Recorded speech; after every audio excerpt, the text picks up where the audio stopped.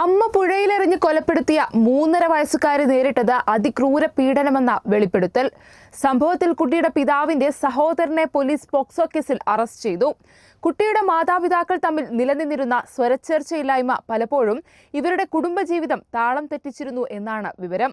മാതാപിതാക്കൾ തമ്മിൽ വഴക്കുണ്ടാവുകയും അമ്മ സ്വന്തം വീട്ടിലേക്ക് പോകുന്ന സാഹചര്യങ്ങളും ഉണ്ടായിരുന്നു.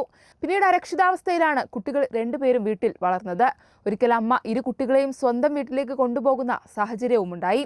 പിന്നാലെയാണ് അമ്മയ്ക്ക് മാനസികാസ്വസ്ഥമാണെന്നുള്ള തരത്തിലുള്ള ആരോപണങ്ങൾ ഉയരുന്നത്. പിന്നീട് അമ്മ വീട്ടിലേക്ക് തിരികെ വന്നെങ്കിലും കാര്യങ്ങൾ അത്ര നന്നായല്ല മുന്നോട്ട് പോയത് എന്നാണ് പിന്നീടുണ്ടായ കാര്യങ്ങൾ തെളിയിക്കുന്നത്.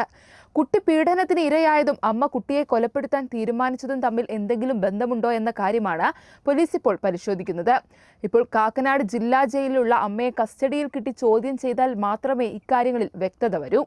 കുട്ടിയെ കാണാതായി തിരച്ചിൽ നടത്തുന്ന സമയം സ്ഥലത്തെത്തിയ ഭർത്താവിനോട് "എന്റെ കുഞ്ഞിനെ കൊന്നില്ലേ, ഇനി എന്നെയും കൊല്ലാനാണോ വന്നത്" എന്ന് കുട്ടിയുടെ അമ്മ ചോദിച്ചിരുന്നു എന്ന വിവരവുമുണ്ട്. അതുകൊണ്ട് തന്നെ കുട്ടിയെ കൊലപ്പെടുത്തിയതും പീഡനവുമായി ബന്ധമുണ്ടോ എന്നതാണ് പോലീസ് അന്വേഷിക്കുന്നത്. ഇതിനായി ഫോൺ രേഖകൾ അടക്കം വിശദ പരിശോധനയ്ക്ക് വിധേയമാക്കും.